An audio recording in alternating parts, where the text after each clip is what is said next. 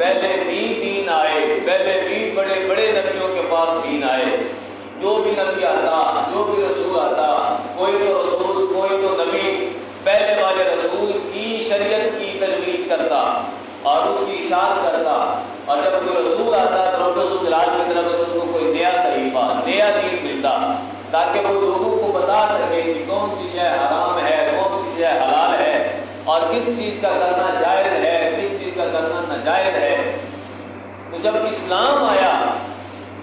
اسلام جب آیا تو رب الجلال صاحب فرماتا ہے وَمَن يَبْتَغِ غَيْرَ الْإِسْلَامِ دِينًا فَلَن يُقْبَلَ مِنْهُ وَهُوَ فِي الْآخِرَةِ مِنَ الْخَاسِرِينَ۔ کہ اے لوگوں، جب اسلام تمہارے پاس آ گیا تو اب تمہارے لیے یہ جائز نہیں کہ تم یہودی بن کر رہو، تمہارے لیے یہ جائز نہیں کہ تم نصرانی بن کر رہو، تمہارے لیے یہ جائز نہیں کہ تم مجوسی بن کر رہو، بلکہ فرمایا کہ وَمَن يَبْتَغِ غَيْرَ الْإِسْلَامِ دِينًا فَلَن يُقْبَلَ مِنْهُ۔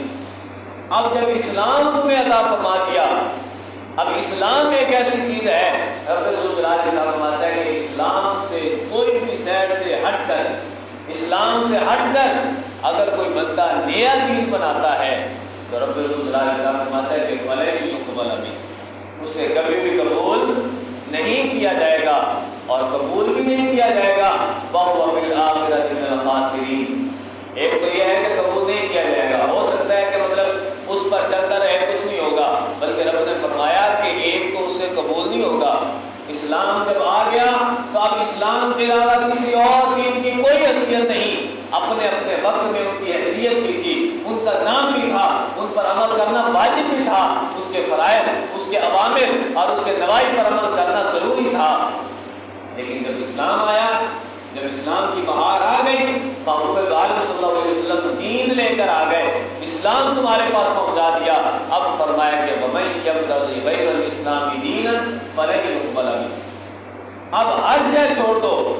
جب اسلام آ گیا اب اسلام سے ہٹ کر کوئی نیا دین تو اسے قبول نہیں کیا جائے گا، اور اگر کوئی نیا دین اپناتا ہے فَهُوَ فِي الْآخِرَةِ مِنَ الْخَاسِرِينَ، تو قیامت والے دن اس کو نقصان ہوگا۔ قیامت والے دن جو لوگ خسارہ اٹھانے والے ہوں گے، جو لوگ نقصان اٹھانے والے ہوں گے، نقصان اٹھانے والے کون ہوں گے؟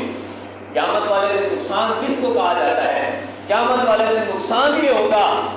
کہ جنت مل رہی ہوگی لیکن اس کے کرتوتوں کی وجہ سے نقصان یہ ہوگا کہ جنت چھوٹ جائے گی۔ نقصان یہ ہوگا کہ رب الجلال کے محبوب صلی اللہ علیہ وسلم کی شفاعت اس کو میسر نہیں آئے گی۔ محبوب عالم صلی اللہ علیہ وسلم جو حوض کوثر پر اپنے امتیوں کو جام پلائیں گے، اس کا نقصان یہ ہوگا کہ اس جام سے محروم ہو جائے گا۔ وَهُوَ فِي الْآخِرَةِ مِنَ الْخَاسِرِينَ، کہ آخرت کے اندر وہ خسارہ اٹھانے والوں میں سے ہوگا۔ تو اب جب اسلام آیا، اسلام کی بہار آئی، تو ہم سب کے لیے لازم ہے، بلکہ ہم سب کو خوشیاں منانی چاہیے کہ رب الجلال سب سے پہلے تو اس نے ہمیں اشرف المخلوقات بنایا۔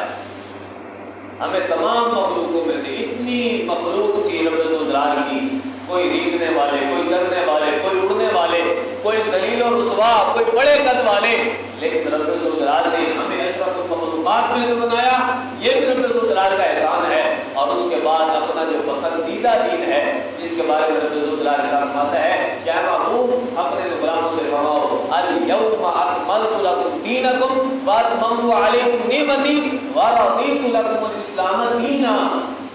اے میرے بندو، اے میرے بندو، رب الجلال فرماتا ہے کہ میں نے تمہارے لیے دین کو چن لیا،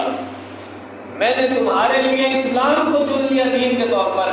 تو اب اسلام کو ہمارے لیے دین کے طور پر چنا تو ہمارے لیے بہت بڑی نعمت ہے کہ سب سے پہلے ہم شکریہ ادا کرتے ہیں کہ رب الجلال نے ہمیں مسلمان بنایا۔ مسلمان پہلے انسان بنایا، پھر مسلمان بنایا، اور مسلمان بھی بنایا تو وہ مسلمان بنایا کہ جو حضور کی عطا کردہ، حضور کو جو عطا کردہ رب الجلال کی طرف سے طاقتیں ہیں، جو رب الجلال کی طرف سے ان کو معجزات، کرامات اور انبیاء کو، اولیاء کو رب الجلال نے عطا فرمائی، ہم سب کا ماننے والے ہیں۔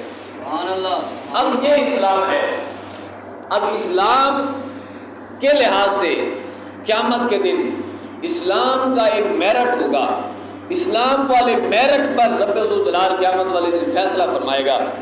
کہ قیامت والا دن محبوب دو عالم صلی اللہ علیہ وسلم ارشاد فرماتے ہیں، مسند احمد کی یہ حدیث پاک ہے، حضور علیہ السلام نے ارشاد فرمایا، قال رسول اللہ صلی اللہ علیہ وسلم تجیء الاعمال یوم القیامہ۔ رب ذوالجلال کے محبوب صلی اللہ علیہ وسلم اپنے غلاموں سے ارشاد فرما رہے تھے، فرمایا کہ قیامت والے دن رب ذوالجلال کی بارگاہ کے اندر اعمال آ جائیں گے، یعنی دنیا کے اندر جتنے بھی ہم اعمال کرتے ہیں، نماز ہے، روزہ ہے، حج ہے، زکوٰۃ ہے، عمرہ ہے، یا جس قسم کا بھی کار خیر ہو، تو رب ذوالجلال کی طرف سے ان کو ایک جسم کی مانند صورت ملے گی، اور ایک صورت کے اندر وہ آئیں گے، اور رب ذوالجلال کی بارگاہ میں جب آئیں گے تو کیا ہوگا؟ محبوب عالم صلی اللہ علیہ وسلم نے ارشاد فرمایا فتجیء الصلاۃ، سب سے پہلے نماز آئے گی، نماز آئے گی، عرض کرے گی یا رب انا الصلاۃ، اے رب میں نماز ہوں، میں وہ نماز ہوں کہ جو تو نے مسلمانوں پر فرض کی تھی۔ تو رب ذوالجلال ارشاد فرمائے گا فیقول